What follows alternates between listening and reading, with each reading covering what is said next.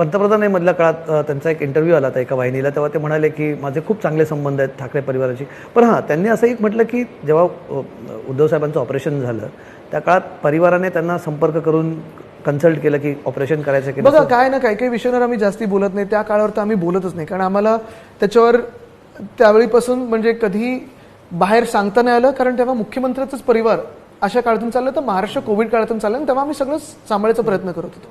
ठीक आहे, मला वाटतं काही काही एक वयाचा मान ठेवून मी बोलणार नाही, काही गोष्टी खोडण्याचा प्रयत्न करणार नाही. पण एक आहे की एवढं सगळं माहिती असतं ना भाजपला, जर माहिती असेल मग तुम्ही माझ्या वडिलांसोबत, तुम्ही एका राज्याच्या मुख्यमंत्र्यासोबत आणि एका राजकीय पक्षाच्या अध्यक्षासोबत असं का वागलात?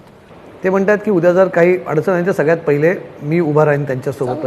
पण आज आपण पाहताय की महाराष्ट्र ज्या अडचणीतून चाललेलं आहे, आणि आम्ही हाच प्रयत्न करतो विचारायचा की आज मोठे मोठे नेते भाजपाचे 2-2 दिवस येत आहेत, महाराष्ट्रात ठाण मांडून बसत आहेत. 2019ला जेवढ्या सभा झाल्या होत्या तेवढ्या दुप्पट सभा फेज 2 पर्यंत झालेल्या आहेत. हेच तुम्ही कोविडच्या काळात का नाही आलात?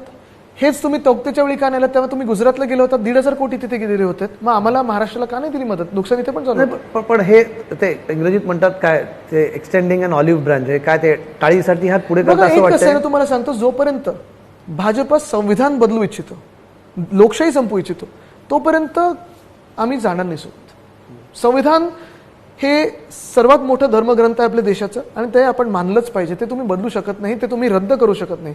त्यांचा राग एवढाच आहे की डॉक्टर बाबासाहेब आंबेडकरांसारखी व्यक्ती महाराष्ट्रातली एका गरीब कुटुंबातली संविधान लिहूच कसं शकतं आणि भाजप मान्यच कसं करेल ते.